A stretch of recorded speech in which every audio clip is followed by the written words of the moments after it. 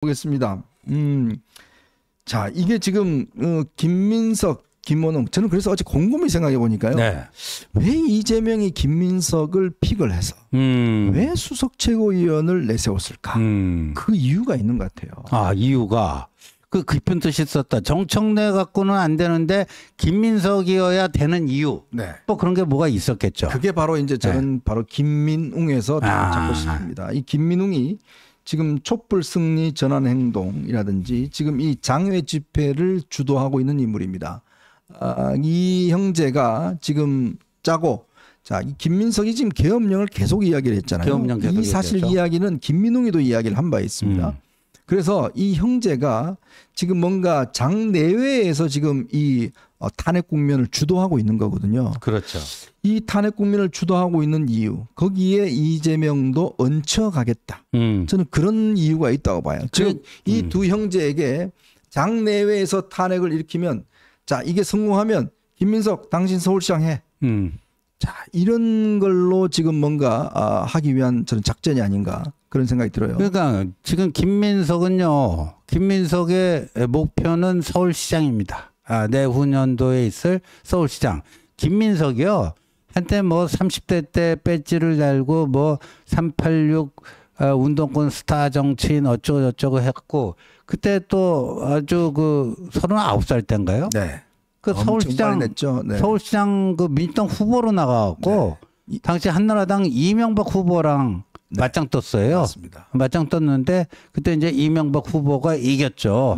그 이후에 김민세가 돼버리죠. 네. 노무현 대통령이 민주당 대선 후보로 선출되었는데 그 날라가 버렸다. 네. 정몽준 후보 측으로 날라가 버렸다. 그 민세가 된 이후 뭐 와신 상담을 거치면서 이렇게 됐는데, 근데 여기서 잘 보자고요. 계엄하고 탄핵하고 이게 같은 밥상에 올라갈 수가 있어? 네. 좀 이상하네.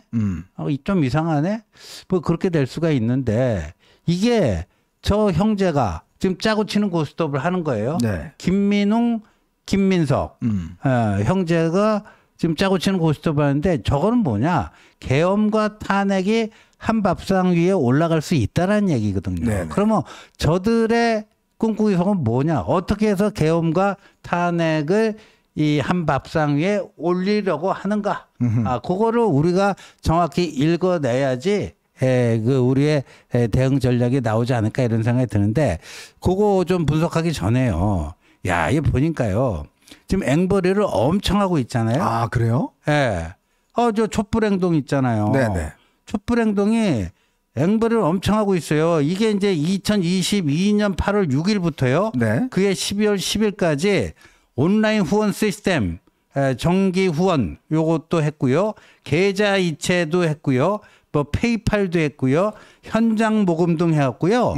고해 8월 6일부터 12월 10일까지 8, 9, 10, 11, 12 네. 5개월 동안 네. 얼마 걷었는지 아십니까?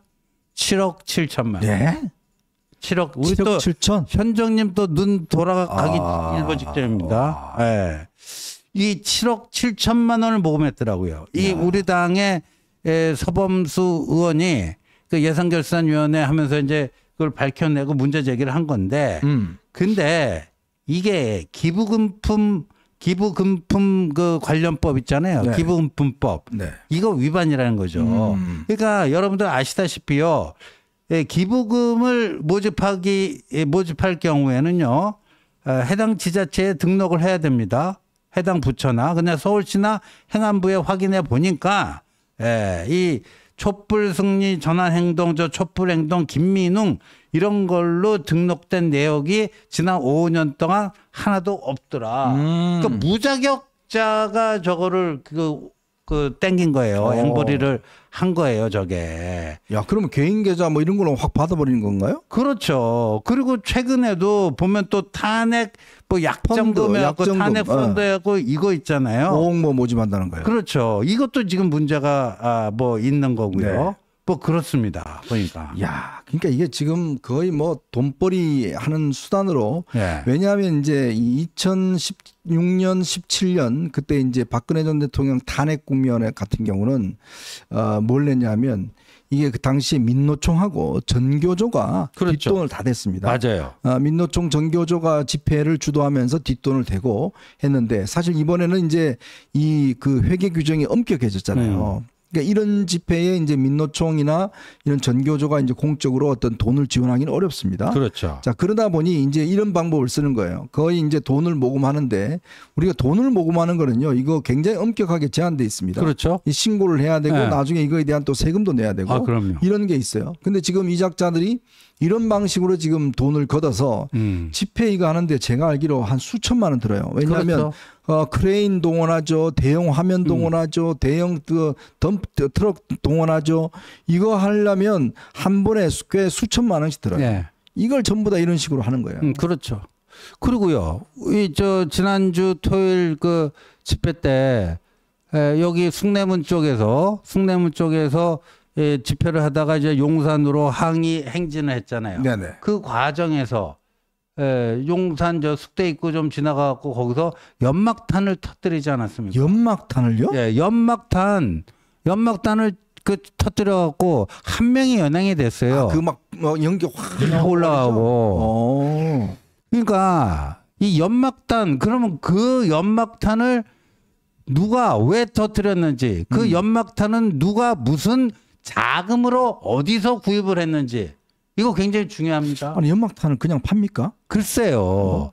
그리고 저거 지금 연막탄 저거 아닙니까? 저거 하면요 사람들이 흥분해요. 네. 그리고 막 동요합니다. 동요하고요. 네. 그리고 저렇게 의도적으로 연막탄을 터뜨리는 거는 경찰의 또 과잉 대응이랄까? 네. 그런 걸 오히려 촉발하고 유도해가지고 뭔가 이게 거의 시가전 분위기로 끌고 가려고 하는 그런 어떤 일종의 그 자극, 네. 뭐 그런 걸 수도 있는 거 아닙니까? 네. 근데 아까 김민웅 그 일당이 이렇게 불법적으로 모금한 돈으로 만약에 저 연막탄을 구입을 했다.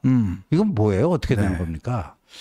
제가 좀 시는 많이 해봐서 시는 전문가인데 저렇게 이제 시위 때 저렇게 연막탄이나 뭐 불을 지르고 타이어에 불 지르고 하는 이유가 이제 사람들을 흥분시키기 위해 하는 거거든요. 그렇죠. 그러면서 이게 이제 저렇게 하면 일순간 이제 경찰도 굉장히 긴장하게 되고 네. 그러면서 폭력을 유발하는 거예요. 맞습니다. 그러면서 이제 집회 분위기를 폭력적으로 이제 움직이기 위해서 저런 연막탄을 이제 하는 거거든요. 보통 이제 왜 축구 경기 막 할 때 홀리건들이 맞아요. 이제 막 연막탄 터뜨리고 하는 거잖아요. 그 군중 심리를 이용하는 거죠. 저 잘못하면요 사람들 막 도망가다가 밟히고 그래요. 네. 굉장히 위험합니다. 네. 자, 그런데 저런 걸 이제 하고 있다는 거예요. 저는 그래서 이게 지금 김민웅 형제가 벌이는 이 작당이 보면 상당히 좀 치밀하게 계획이 됐었구나. 그리고 김민석이 최고위원 나온 데는 다 이유가 있었구나.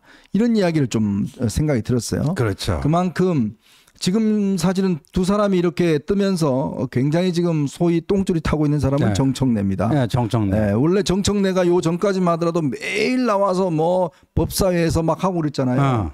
근데 지금 김민석이 이제 지금 딱 무대를 장악하니까 그래서 법사위에서는 이번에 이 정청래가 이 증인하고 참고인들을 100명을 불렀어요. 와. 그러니까 김건희 여사 관련된 증인과 참고인을 100명을 불렀어요. 근데 그 100명을 어떻게 증언시킬 겁니까? 네? 한 사람당 몇 번을 해도 하루 종일 해도 못할 텐데 그냥 지가 뭔가 포커스를 받기 위해서 100명을 신청을 다 해버렸어요. 그 김건희 여사 뭐 대통령 장모 뭐 등등 해서 전부 다 신청을 했어요. 그러니까 이런 게 이제 충성 경쟁을 하는 거예요. 지금 보면 결국 이제 이 김민석과 정청래의 서울시장을 둘러싼 이제 이 경쟁 구도가 또 이재명 지금 옹호를 위한 이 경쟁 구도로 이제 어떤 겹쳐지는 그렇죠. 이런 국면이 지금 나타나고 있는 거거든요. 그렇습니다. 참 지금 민주당이 묘하게 흘러가고 있고요. 그래서 우리가 오늘이 이제 이재명 위증교사 결심 공판인데 이재명 1심 결과가 나오고 나서 재판 불복 투쟁을 어떻게든지 할 텐데 그것만 가지고는 대규모 군중 투쟁을 조직하기에는 명분이 너무 취약한 거 아닙니까? 네. 그러니까 지금 여러 가지를 이제 끄집어내고 있고 그것과 관련해갖고 저 좌파 세력들이 봤을 때 저희 쪽에 가장 약한 고리가 김건희 여사 문제라고 보고 있고요. 네. 그래서 그걸 계속해서 펌프질하고 뭐 해대고 있는 겁니다. 그런데 저렇게요. 그 연막탄을 터뜨렸다는 건 뭐냐면 저거를 평화 시위로 가지 않겠다. 그러니까 우리가 2016년 그때 광화문 뭐 박근혜 대통령 탄핵 촛불 그거는 그래도 그때는 네. 평화적인 시위였잖아요. 그렇죠. 네. 이거 다릅니다. 네. 제가 볼 때는 저 연막탄이 터졌다라는 거는요 하나의 신호탄입니다. 시그널입니다. 네. 요번에는요 그런 식의 평화적인 군중 집회 안 하겠다. 그때는 막 그래도 그 자체의 뭐 이제 정치적 부당성 뭐 이런 것들은 얘기할 수 있어도 그거 그때 광화문에 뭐 몇십만 뭐 이렇게 모이면 뒷정리까지 하고 갔잖아요. 그렇죠. 그때도. 근데 요번에는 그게 아닙니다. 저렇게 거의 도심 테러 뭐 일종의 뭐 그런 그 폭력 투쟁, 시가전 비슷한 그런 것들을 지금 획책하고 있는 게 아닌가 보여집니다. 제가 예견 하나 하겠습니다. 제가 그도 말씀드렸지만 올해 11월, 12월이 되면 이 좌파들의 투쟁이 아마 극렬하게 벌어질 텐데 아까 지원님도 지적했지만 이번 같은 경우는 중도층이나 이런 데 어떤 호소력이 별로 없어요. 자, 그러니까 어떤 식이냐면 왜 제가 처음에 계엄령과 탄핵이 연관되냐 하면 바로 이 폭력 시위를 유도합니다. 폭력 시위를 유도해서 지금 현재 경찰은요 예전에 그 백남기 그 농민 그때 이 네. 살수차 한 거 있지 않습니까? 그 이후로 이제 경찰은 강제 진압을 못 해요. 네. 자, 그러다 보니 한 뭐 예를 들어 서울 시내 한 몇만 명 몰려 나오잖아요. 네. 그럼 막 여기가 폭동이 벌어지면 그렇죠. 이게 이제 계엄령을 할 수밖에 없다. 네. 이렇게 이제 지금 몰고 가는 거예요. 그렇죠. 바로 그겁니다. 네, 바로 저들이 하고 있는 네. 전략이 이제 그런 전략입니다. 네, 바로 그겁니다. 그래서 이제 그거를 빌미로 인해서 뭔가 만들어봐라. 내가 이야기했던 그러니까 저 누굽니까? 김민석의 계엄령은 아무런 근거가 없는 거예요. 네. 그러니까 그거를 그냥 어떤 면에서 보면 좀 획책하기 위한 그런 거지 않나 이제 그런 생각이 듭니다. 이거는 이제 옛날 87년도에 벌어졌던 제가 학생 때 저기 제 사진도 있을 텐데 저 이제 그런 사진인데 참 여담이지만 희한한 게요. 이 김민웅 씨 같은 경우는 출생지가 오사카입니다. 네. 이 부모님이 원래 일본에 살았어요. 예, 오사카 김씨네요. 네. 네. 그러니까 사실 민주당 기준으로 따지면 이게 외고예요. 아, 토착 외고네요. 그래서 얼마 전에 제가 참 희한한 게 김민석이 그 누굽니까 저 김태호가 이제 국회에 대한 격려를 안 했다고 그래서 예. 그걸 뭐라고 하냐면 외놈 김태호 외놈 뭐 윤석열 정부 이야기를 했거든요. 근데 따지고 보면 실질적으로 출생지 위주로 따지면 저 형이 거기서 태어났어요. 오사카. 네, 오사카에 태어나고 그다음에 이 김민석은 이제 서울 와서 태어났는데 이 사실 이제 그 김민석 의원의 어머니가 굉장히 하여튼 좀 치맛바람이 세신 분입니다. 그때 운동권 치맛바람으로 운동권 넘버원이었어요. 그냥 뭐 그래서 민가협이라고 민주화운동 가족실천협이라고 회장을 했어요. 그때 이제 86년도인가요? 그때 이제 회장을 했었는데 그때 이제 이제 DJYS 막 이제 출마했잖아요. 네. 그러니까 이분이요. 원래 그래서 그때 이제 이 그 제야 운동권 쪽에 저는 후보단일화 쪽으로 이제 의견이 모아졌거든요. 네.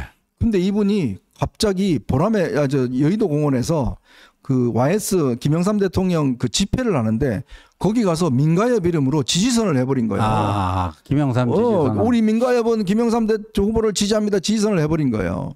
그래서 민가협에서 퇴출을 시켜버렸어요. 퇴출을. 네. 하여튼 그런 전례도 있습니다. 하여튼 뭐 참 그런 형제가 이제 또 이렇게 진짜 나라를 정말 이 구렁텅이로 빠뜨릴 수 있는 저 음모를 하고 있다는 거 우리가 정확히 직시를 하고 대응을 해야 되겠다. 이런 말씀을 거듭 드리겠습니다.